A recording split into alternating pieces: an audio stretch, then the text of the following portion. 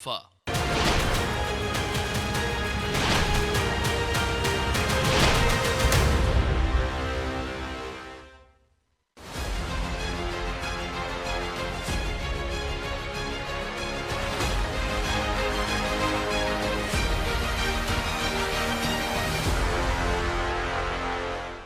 नमस्कार। मुद्दा तो है में आपका स्वागत है। मैं हूं आपके साथ ब्रजेश चौक से। आज मुद्दा है दंगे पर दंगल। जी हां, पहलगाम आतंकी हमले के बाद देश की सुरक्षा और सामाजिक समरसता को लेकर बहस तेज हो गई है। ऐसे समय में राष्ट्रीय स्वयंसेवक संघ के वरिष्ठ नेता इंद्रेश कुमार का बयान चर्चा में है।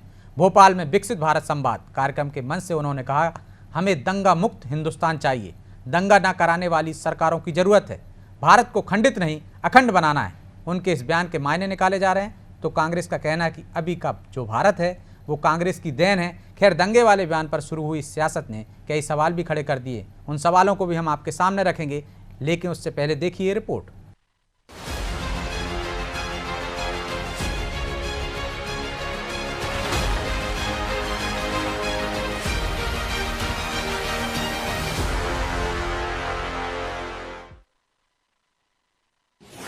अखंड भारत का देखिए सपना, दंगा मुक्त भारत बने अपना।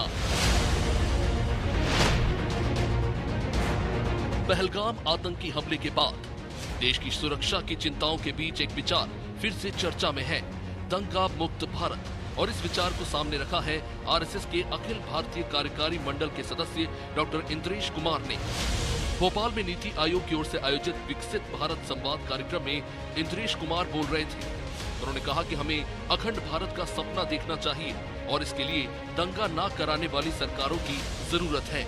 और उन नरे प्रवाहों के अंदर दंगा मुक्त हिंदुस्तान, सब धर्मों में अपने अपने धर्म पर चलते हुए, अपने अपने पंथ पर चलते हुए हर एक का सम्मान करने वाला हिंदुस्तान क्यों नहीं हो सकता। हम प्रार्थना कर सकते हैं, खंडित भारत नहीं, हमें वो भारत देखने को मिले जो हमारे बुजुर्गों का था। ये बयान साधारण लग सकता है, लेकिन इसकी गहराई उस भारत की ओर इशारा करती है जहां विकास, शांति और एकता की नींव पर भविष्य खड़ा है। लेकिन कांग्रेस इसे राजनीतिक चश्मे से देख रही है। जो भारत है इसको अखंड भारत बनाने का काम अगर किसी ने किया है तो वो कांग्रेस पार्टी ने किया है।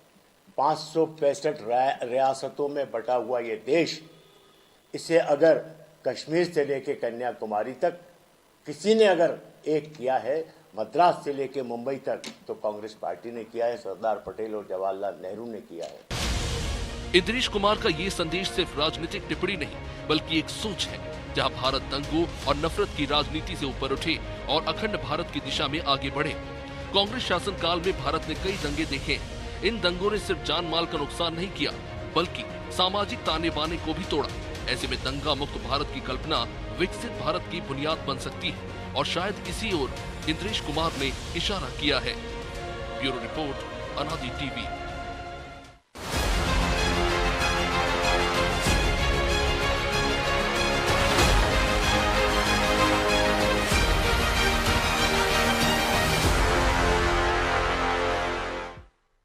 इस मुद्दे पर चर्चा शुरू करें उससे पहले वो सवाल जो जरूरी हैं। पहला सवाल, इंद्रेश कुमार ने दंगा मुक्त भारत की बात कहकर किसकी तरफ इशारा किया है? दूसरा सवाल, क्या इंद्रेश कुमार का बयान किसी रणनीति का हिस्सा है? तीसरा सवाल, क्या आरएसएस अखंड भारत के एजेंडे को धार देने की कोशिश कर रही है? चलिए इन सवालों के साथ इस मुद्दे पर चर्चा शुरू करते हैं। और चर्चा में हमारे साथ मौजूद हैं बीजेपी प्रवक्ता डॉक्टर प्रेम व्यास, कांग्रेस प्रवक्ता डॉक्टर विक्रम चौधरी और हमारे सहयोगी प्रभु पटेरिया। विक्रम जी, व्यास जी, बहुत बहुत स्वागत है आपका। और व्यास जी, शुरुआत आपसे ही करते हैं। इंद्रेश जी का इशारा किस तरफ है कि ऐसी सरकारें चाहिए जो दंगा मुक्त कराएं, दंगे ना हों जिनके राज्य में। और वो ये भी कह रहे हैं, कांग्रेस कह रही है कि अखंड भारत की बात कर रहे हैं। पहले तो रियासतों में बटा था, हमने ही उसको अखंड किया है। देखिए ब्रजेश जी, मुझे लगता है कि इससे पहले कांग्रेस को भारत का इतिहास जानने की आवश्यकता है। कांग्रेस को जानने की आवश्यकता है कि विक्रमादित्य के साम्राज्य में भारत की, अखंड भारत की क्या परिकल्पना थी और किस तरह से था अविभाजित भारत। उस समय कहाँ का तक सीमाएं थी।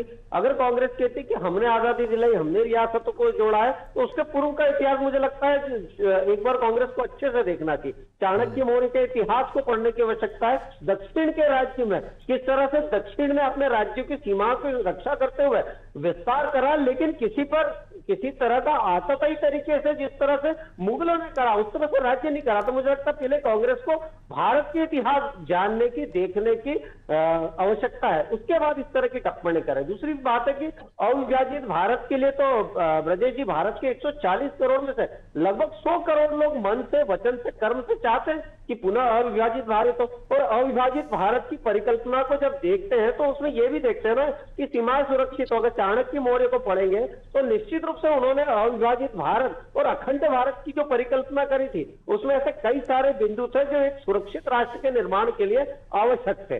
दूसरी बात है कि आदरणीय सज्जन सिंह वर्मा 2022 में एक मंच से कहते हैं कि जिन्ना जो है वो स्वतंत्रता सेनानी है। अब जिन लोगों के लिए जिन्ना स्वतंत्रता सेनानी हो, इंडी गठबंधन के लोग कहते हैं कि जो औरंगजेब था उसने अखंड भारत का निर्माण करा था, तो जो ऐसे सुर में, और इमरान मसूद ने भी उसके बाद उनके सुर में सुर मिला, तो जो लोग ऐसे सुरों में सुर मिलाने का काम करते हैं, और अभी हालिया के घटनाक्रम में आप देखिए ना, एक तरफ तो राहुल जी प्रेस कॉन्फ्रेंस करते हैं, उसके ठीक बाद में चन्नी जी जो है वो सेना से सवाल पूछते हैं। तो ऐसे लोग जब तक रहेंगे, और 2014 के पहले कितने सारे राज्य जहां पर आप स्वतंत्रता दिवस के उपलक्ष्य में हो, गणतंत्र दिवस हो या मुख्य कार्यक्रम हो, बम फटना आम बात थी। उत्तर प्रदेश में हर वर्ष दंगे, ऐसे कई सारे राज्य थे जहां पर भारतीय जनता पार्टी ने जब से सत्ता प्राप्ति करी है, वहां पर निश्चित रूप से कमी आई है। पूरे भारत की सापेक्ष में बात करेंगे तो 4 जिले निश्चित रूप से उसमें भी कार्य चल रहा है, लेकिन बाकी पर शाब्दिक तरीके से समर्थन कौन दे रहा है? अजय राय जी, मणिशंकर अय्यर जी, सिद्धरमैया जी, उसके बाद तारिक अनवर जी, उदित राज जी, चरणजीत सिंह चिन्नी, कर्नाटक के बीके हरिप्रसाद तो कहते हैं कि भैया बीजेपी के लिए पाकिस्तान दुश्मन होगा, लेकिन कांग्रेस के लिए और हमारे लिए नहीं है। मतलब देश के खिलाफ जो लोग कार्य करें, और अगर वो लोग आपके समर्थन में 2-4 ट्वीट कर देते हैं तो वो आपके लिए जो है प्रबल और बहुत अच्छे लोग हो जाते हैं। तो मुझे लगता है ऐसी जो मानसिकता है, इसको नकारते हुए आज भारत में सुरक्षित माहौल के लिए उन्होंने बात करी है, और इसी विषय में उन्होंने अपना पूरा उद्बोधन दिया है। ठीक, तो विक्रम जी, कांग्रेस के नेताओं को इतिहास पढ़ने की जरूरत है, और वो कह रहे हैं कि जहां जहां बीजेपी की सरकारें आई हैं वहां दंगे कम हो गए। मतलब सीधे सीधे आपकी तरफ इशारा है, ऐसी सरकारें चाहिए देश में, राज्यों में, जिससे कि दंगे ना हो। भाई, बलवई और दंगे की सरकार तो मोहन यादव की सरकार है। आप ये देखिए कि जितने भी दंगे गैर कांग्रेसी सरकारों में हुए हैं, जब 92 का दंगा हुआ था तब सुंदरलाल पटवा की सरकार थी। तो जो सज्जन इंद्रेश कुमार, इनको हम लोग तो जानते नहीं है, ये पता नहीं कौन है, आप इन लोगों को उठा के ले आते हैं, और इनका पब्लिक डोमेन में इनको तो शायद आपका पड़ोसी भी नहीं जानता होगा। तो ऐसे बहुत ही गैर मामूली और बहुत ही स्तरहीन लोगों के विचारों को आप यदि अपने चैनल पे स्थान देंगे तो ऐसा लगता है कि आप जो मुद्दे हैं अब आप नहीं जानते हो तो इसमें हमारी गलती है क्या? नहीं, आप बिल्कुल, आपकी गलती इसलिए है कि हमारी कैसे गलती हो गई? आपकी समझ पे हमें तरस आ रहा है विक्रम जी। नहीं, हमें बहुत अफसोस हो रहा है आपकी सोच पे कि आप चैनल पे क्या क्या चलवाते हो। कौन एक वो हिंदू बचाओ संस्कृति मंच का है जो अतिक्रमण किए हुए है। अरे उन्हीं को आप ठेका देते हो अपने मंच बनाने का। भैया पता तो कर लो पहले, आप जानते नहीं हो, आपके बड़े नेता जानते हैं। विक्रम जी, आप नहीं जानते हो तो क्या है? आपकी पार्टी जानती है ना। आप विचलित मत हो। यदि आप मैं विचलित नहीं हूँ, आप मुझ पर सवाल उठा रहे हो ना कि किन लोगों पर डिबेट कर रहे हैं। इंद्रेश कुमार कौन है? आप नहीं जानते तो हम क्या करें? आपकी गलती है भाई, आपके बड़े नेता जानते हैं, आपकी पार्टी जानती है।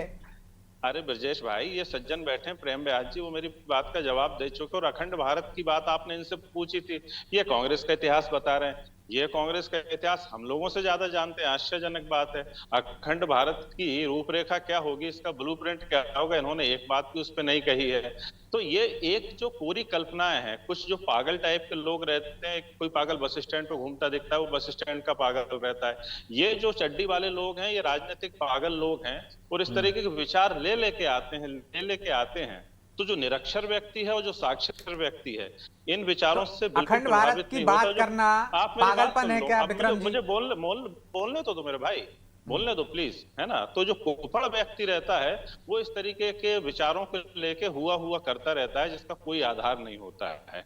अब आप मुझे बताइए, जो प्रधानमंत्री आज तक मणिपुर नहीं गया हो, जो प्रधानमंत्री अभी तक पहलगाम नहीं गया हो, उसके चेले चपाटे अखंड भारत की बात कर रहे हैं। पहले अपने नायक को तो ये आप निर्देश दे दो कि जहां भारत टूट रहा है वहां तो घूमे आओ प्रभु आप, तब जाके आप पाकिस्तान अफगानिस्तान तक आप अपना वो करना। और दूसरी बात यह है कि एक व्यवस्था के तहत सार्क सम्मेलन कांग्रेस ने शुरू किया था।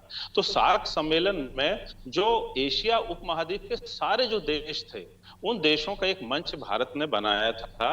और इस तरीके से हमने जो अखंड भारत का जो सपना है वो प्रकारांतर से वो पूरा पा लिया था। देखिए, अब सार्क सम्मेलन को और गुटनिरपेक्ष सम्मेलन को ये सरकार किस निगाह से देखती है, ये आप अच्छे से समझते हैं। मतलब आप, तो मैं आपसे विक्रम जी मेरा सवाल सुन लेंगे आपके हिसाब जी, से अखंड प्लीज। भारत हो गया है, और वो जो बात कर देखिए, रहे हैं, जिसकी कल्पना कर रहे हैं, वो पागलपन है। अखंड भारत का सोचना भी पागलपन है, बात करना भी पागलपन है। ये देखिए, जो मनुवादी सोच के बाहर जो सांस्कृतिक और धार्मिक अस्मिताएं हैं, उनके प्रति एक जो क्रूर विचार है वो है आरएसएस का अखंड भारत। और हमारा जो अखंड भारत है उसमें हम एक वैचारिक और आर्थिक और एक सामाजिक सहमति के साथ हम एक मंच पे आते हैं, तो हम अखंड भारत को पा लेते हैं। अब आप मुझे बताइए, जवाब दीजिए ब्यास जी, वो कह रहे हैं क्रूर नहीं, आपका अखंड भारत का सपना, और वो आर्थिक रूप से वैसा भारत चाहते हैं जो एक हो गया है। उसी मानसिकता का संप्रेषण प्रेम भाई, एक बात और सुन लो, एक बात और सुन लो। आ रहा हूँ, दूसरे दौर में आ रहा हूँ, जवाब देना, इसका जवाब तो ले लो। जी जी विक्रम भाई, आप, मुझे लगता है सबसे पहले तो शाब्दिक मर्यादा होना चाहिए, क्योंकि डॉक्टर जाकिर नाइक आपके लिए जो है साहब हो जाता है, बुरहान वानी आपके लिए साहब हो जाता है, लेकिन एक विचारक के लिए आप किन शब्दों का प्रयोग करते हैं। अब मैं आपसे पूछूं, आदरणीय राहुल गांधी जी ने ऐसी कौन सी डिग्री ली थी कि सीधे उनको शीर्ष पद पर बिठा दिया आपने, सिर्फ गांधी परिवार के कारण? नरेंद्र मोदी जी की डिग्री पे बात कर लो तो आप सुन लीजिए ना, समस्या यही है कि स्मृति ईरानी की डिग्री पे बात कर लो। आपके शब्दों से जो है आपको विचलित नहीं होना चाहिए। पहले जिस तरह से राहुल गांधी जी प्रधानमंत्री से मिलते हैं, इसीलिए कुपात्र को जब भी, ये चाणक्य ने अपनी पुस्तक में लिखा है कि जब भी किसी कुपात्र को सत्ता दी जाएगी। ठीक है, मैं लौट रहा हूँ आप दोनों के पास, दूसरे दौर में आता हूँ। विक्रम जी, व्यास जी आ रहा हूँ।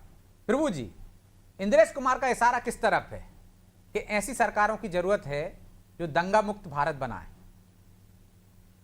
देखिए ब्रजेश जी, ये बहुत अच्छी बात है जो इंद्रेश कुमार ने कही। दंगा कोई नहीं चाहता है। निश्चित तौर पर सरकारें ऐसी हों जिनका निजाम ऐसा हो, जिनका रसूख ऐसा हो कि उनके राज्य में दंगा ना हो। तो यदि वो ये बात कह रहे हैं, तो अभी यदि ये बीजेपी शासन काल में दंगे हुए हैं तो उसके लिए फिर वो उस सरकार पर भी उंगली उठा रहे हैं। पिछली सरकारों में दंगे हुए तो उस पर भी उंगली उठा रहे हैं। तो वो एक परिकल्पना, एक संकल्पना लेकर वो चल रहे हैं कि सब सरकार राजा यदि हम सरकार को, प्रधानमंत्री को या सरकार को राजा माने, तो राजा ऐसा होना चाहिए, मुखिया मुख चाहिए, खान पान को एक, तो राजा ऐसा होना चाहिए जो अपनी पूरी प्रजा को, यानी पूरे देश को सही ढंग से सबका लालन पालन करे, सबकी जरूरी सुविधाएं उनको मिले, बुनियादी सुविधाओं का अभाव ना रहे किसी के पास, और शांतिपूर्वक सभी लोग सौहार्द के साथ रह सके। ये परिकल्पना पर वो बात कर रहे हैं, निश्चित तौर पर एक दिशा दे रहे हैं, चाहे वर्तमान सरकार के लिए हो या आने वाली भविष्य की जो भी सरकार हो उसके लिए ये दिशा दे रहे हैं। लेकिन जहाँ तक अखंड भारत की बात है, तो अभी विक्रम चौधरी जी ने मनु का जिक्र किया, महर्षि मनु का, मनुवादी कहा। तो देश में यदि जो लिखित इतिहास में जो सबसे पहले अखंड भारत था वो एक ओबीसी ने बनाया था, चंद्रगुप्त मौर्य ने। वो मनुवादी नहीं थे, शायद इनको ये नहीं पता है। अखंड भारत कभी रोम तक था विक्रमादित्य के शासनकाल में। एक राम राज्य जैसी परिकल्पना जो है उसी तरीके का अखंड भारत की परिकल्पना है। भारत तो 1947 के पहले था ही नहीं, उसके पहले तो कुछ और था, अंग्रेजों का उपनिवेश था ये। भारत उसके बाद बना, इसके पहले अंग्रेजों के आने के पहले भारतवर्ष था, उसके पहले जम्बू द्वीप था, और जम्बू द्वीप जो है लगभग आधा एशिया, आधे से ज़्यादा एशिया को कवर करता था। मलेशिया ये सब उसके हिस्से हुआ करते थे। कंबोडिया तक हमारा राज्य था, भूटान, नेपाल, ये तो अंग्रेजों के समय बर्मा अलग हुआ, अंग्रेजों के समय अफगानिस्तान अलग हुआ, बहुत सारी चीज़ें जो बाद में बढ़ती चली गई। तो चूंकि हमको इतिहास को यदि देखें तो हाँ बोलिए विक्रम जी, बात तो पूरी हो जाने, बोलिए विक्रम जी। नहीं, मैं आपने जो बातें कही मैं उससे बिल्कुल सहमत हूँ। आपने जो मलेशिया और कंबोडिया तक की बातें कही, तो आप मुझे बताइए कि एक ही राजा के द्वारा अथवा एक ही, अरे वही बता रहे हैं, सुन तो लो आप, अरे वही बता रहे हैं आप। तो आपको जो आपने जो बोला था वो बता दिया, मनु तक गए थे आप, तो आपको बता दिया कि मनुवाद कहाँ था। हम आपको वही बता रहे हैं कि अखंड भारत एक परिकल्पना है किसी राजा के द्वारा, इलेक्टेड गवर्नमेंट चुनावी राज्य में जहां हर 5 साल में नेताओं को जनता के बीच दरवाजे पे भीख मांगने जाना पड़ता है, वहां अखंड भारत हो ही नहीं सकता है। क्योंकि आप चुनाव जीतने के लिए वो सारे प्रपंच करते हैं जो राम राज्य की परिकल्पना में नहीं है, जिनको दूर रख के राम राज्य होता है। कोई भी नेता हो पैसे बांटता है, कोई स्कीम से लेकर आते हैं, आप झगड़े कराते हैं, आप एक वर्ग को साधते हैं, दूसरे वर्ग को नाराज करते हैं, किसी का वोट बैंक अपनी तरफ करते हैं। तो यहाँ पर लोभ प्रलोभन की जो राजनीति है, जो चुनाव जीतने की परिकल्पना है, उसमें अखंड भारत हो ही नहीं सकता। जो है उसको सहेज के रखा जाए, ये बेहतर बड़ी बात है। नहीं, आपने मेरे सवाल का जवाब नहीं दिया। हाँ। क्या कंबोडिया और मलेशिया? अरे तो हमने नाम लेके बोला ना भाई साहब, हमने नाम लेके बोला कि विक्रमादित्य के शासनकाल में रोम तक था। बात का जवाब तो दीजिए। एक राजनीतिक शक्ति थी क्या वो? भारत की अलग अलग राजनीतिक शक्तियों ने अलग अलग समय पर उस राज्य को वहां तक ले गए जिसको कि अखंड भारत की परिकल्पना में ये लेकर आ रहे हैं। तो आप सार्क सम्मेलन को क्या उस नजर से नहीं देख पाएंगे क्या? सार्क कोई अखंड भारत का वो हिस्सा नहीं था। सार्क कोई जनपद नहीं है भारत की। सार्क कोई जनपद नहीं है भारत की। सार्क वो 7 देशों गठबंधन है आपका, उनसे आप साल में एक बार मीटिंग करके हाथ मिलाते हैं। भारत बड़ा देश है, उनको दान करते थे आप, पाकिस्तान को दान करते थे पैसे आप बांग्लादेश को देते थे। एक राजनीतिक शक्ति के द्वारा शासित नहीं था वो, उसमें अलग अलग राजा थे। वो अरे आप सार्क कहाँ लेके आ गए? ये सार्क एक सम्मेलन है, एक दिन की मीटिंग है, 2 दिन की मीटिंग है। सार्क कोई जनपद नहीं है कि हमारे यहाँ वो लगान दे रहा है। सार्क से रिवेन्यू से हमारा भारत नहीं बन रहा है। थोड़ा सा तो विक्रम जी, थोड़ा सा तो इस स्तर पे बात किया। कैसी बात कर रहे हो पटेरिया जी? हम पढ़े लिखे लोग, आप कहाँ की बात और हम पे बोल देते हैं? आप ही सार्क लेके आए भाई। सार्क कोई अखंड भारत नहीं है। ऐसे तो G20 है तो अमेरिका का राज हो गया क्या पूरे देश में, दुनिया में? मलेशिया में क्या मगध से बैठ के राजपाट होता था कि उसकी राजनीतिक सत्ता अलग थी? वही तो आपको इतिहास पढ़ लो भारत का। हर जगह जो भी राजा राज चलते थे, जो भी राजा जीतता था उसको अपने अंदर में कर लेता था, उससे लगान लेता था, वो उस देश का हिस्सा होता था, उसका झंडा बुलंद होता था। 2 झंडे लगाए चाहे 1 झंडे लगाए। आप थोड़ा सा इतिहास की किताबें पढ़ लो। किसे कहते हैं? टैक्स होता है कि नहीं होता है? व्यापार संतुलन किसे कहते हैं? ये व्यापार संतुलन नहीं है भाई, अलग चीज है ना। तो अमेरिका से भी व्यापार और बाकी देशों से व्यापार हो रहा है। थोड़ा सा इतिहास की किताब को खोल लीजिए विक्रम जी। परिकल्पना के कारण इतने विभोर हैं कि आप लोग। अरे हम तो कह रहे हैं कि उनके दादा भी आए तो भी नहीं कर सकते अखंड भारत, यही कह रहे हैं। आपके समझ में नहीं आ रही है बात। और आप तो अखंड भारत की दूसरी परिकल्पना बता रहे हो। आप तो सार्क सम्मेलन को अखंड भारत बता रहे हो। नहीं तो थोड़ा सा कांग्रेस को सोचना चाहिए। प्रवक्ताओं की बार-बार रिवीजन करते रहते हैं, थोड़ा सा सोचना चाहिए विक्रम जी। थोड़ा सा तथ्यात्मक बात कीजिए तो ढंग की लगे। मुझसे सहमत नहीं है तो आप बताइए, सलाह देने लगते हैं, जबकि मैं भी नहीं। आपने सलाह दी थी चैनल को, आपने सलाह दी थी कि इस पे डिबेट मत कीजिए। आपके राहुल गांधी रिएक्शन देते हैं जिस व्यक्ति के नाम पर आपको आपत्ति है कि वो उस व्यक्ति को आप नहीं जानते, तो ये आपकी कमी है, ना कि चैनल की कमी है।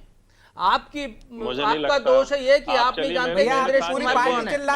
आपकी सरकार, आपकी यूपीए सरकार में उसके खिलाफ केस किए गए, आपकी यूपीए सरकार में उसके खिलाफ मनमोहन सिंह से लेकर सब जानते थे। के बारे में मैं पूछूंगा, आप पूछ लेना। 100 लोगों से पूछेंगे, देखते हैं इंद्रेश कुमार को कौन जानता है 100 लोगों में। अरे आप अपने 100 नेताओं से पूछ लो, राहुल गांधी से लेके भाई पूरी पार्टी आपकी चिल्लाती रहती है इंद्रेश कुमार के नाम पे, और आपको नहीं पता। तो ये हमें शर्माने की बात नहीं है, आपको आना चाहिए विक्रम जी।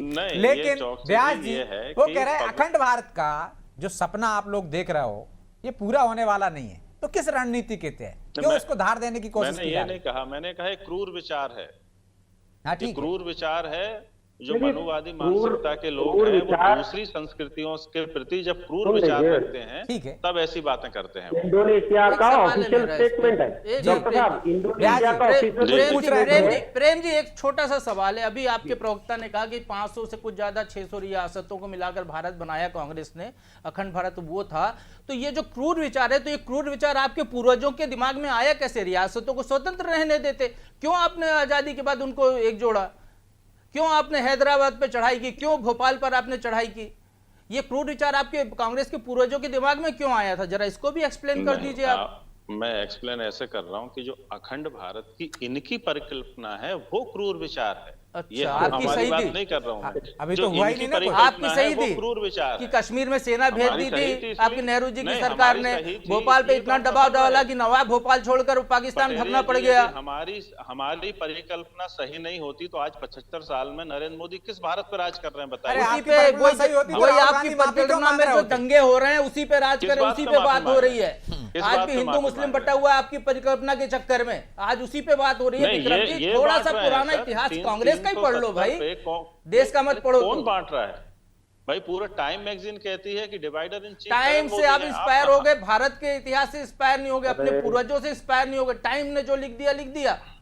अभी हमारे चैनल पे सवाल उठा रहे थे कि आप ऐसा क्यों चला रहे हैं, इस पर डिबेट क्यों कर रहे हैं। टाइम ने अपनी लाइन ले ली बिल्कुल तो आप इसलिए उस पे चला रहे हैं कि जिस आदमी का पब्लिक डोमेन में कोई इन्फ्लुएंस नहीं है, उस आदमी के टाइम अरे मुताबिक मैगजीन मैगजीन का का चला भारत क्या- के क्या? टाइम टाइम मैगजीन का भारत के अच्छा पब्लिक पूछ लो डोमेन में बाकी कोई लोग जानते हैं इन्फ्लुएंस टाइम नहीं है। मैगजीन को? भारत के कितने नहीं, लोग सब जानते हैं जानते टाइम जो मैगजीन को? जो अंग्रेजी दान जो लोग हैं पढ़ा वो लिखा टाइम व्यक्ति है, वो पढ़ते सब होंगे। जानता भारत है। का आम आदमी को टाइम ही नहीं पता होगा। नहीं, टाइम का मतलब घड़ी तो समझता प्रजा है। जी ये नहीं मानेंगे कि एक्चुअल में समस्या ये है कि ऊपर से जो शिक्षा अर्जित होती है वही नीचे तक प्रदर्शित होती है। राहुल गांधी जी नहीं मानते तो ये कैसे मानेंगे? जिस तरह से वो अभद्र भाषा का प्रयोग करते, इन्होंने कहा कहाँ से उठा कर ले आए। आप एक अपनी प्रभुत्व परिकल्पना कम तो से कम बताइए उम्र तो अखंड देख भारत लेते की। हैं। देखिए सुनिए ना, परिकल्पना बता रहा हूँ। अरे आप कांग्रेस आप की बीच बात में ना बिल्कुल बोले, मत मैं आपके करना भी सुन रहा और था। अखंड भारत की आ बात जाने आपको सुन रहा विक्रम था। जी। मैं आपको सुन रहा था, विक्रम जी सुन रहा नहीं, था आप ना? अखंड भारत की समझते बात हैं। करना, कांग्रेस की बात आप मत सुन करना, तो हम लीजिए। समझेंगे आप- आपकी अरे परिकल्पना कांग्रेस में की दम तो है। बात करेंगे। कांग्रेस ने जिस तरह से कहा कि हम करें तो पुण्य, आप करें तो पाप। आपने जिस तरह से पाकिस्तान को अलग कर दिया, वो आप बहुत अपनी अच्छी बात क्यों बात नहीं थी। करते हैं? आपने आप बांग्लादेश समय में खराब जो करते हैं युद्ध हुआ, चैनल का, कांग्रेस का गाना गा के। आप तो सिर्फ अखंड भारत क्या है आपकी नजर में और आप उसको कैसे हासिल करेंगे वो बताएं। बहुत अच्छा, अब सुन लीजिए। इंडोनेशिया का ऑफिशियल स्टेटमेंट क्या है? आप तो बहुत जानते हैं, विश्लेषण के पढ़े लिखे, बताइए। अभी इंडोनेशिया ने ऑफिशियल स्टेटमेंट क्या दिया? नहीं आप पता ना, बताइए इसीलिए कि कहा है नहीं, अब- कि जरा नहीं, अरे कांग्रेस भाई, के ऐसा पास तो से बाहर थोड़ी है कि करके कौन कब देखिए। क्या वो सुन बोल गया, लीजिए, सब सुन बता दो। लीजिए। चलिए ब्यास जी, बताइए। विक्रम जी माफी चाहता हूं क्योंकि समय की बाध्यता है, इसलिए आप दोनों का बहुत बहुत धन्यवाद चर्चा में शामिल होने के लिए। तो इंद्रेश कुमार की परिकल्पना या सपना निश्चित तौर पर अच्छा है कि दंगा मुक्त भारत चाहिए। कौन सी सरकारें चाहती हैं कि दंगा हो, लेकिन ये इशारा किस तरफ है?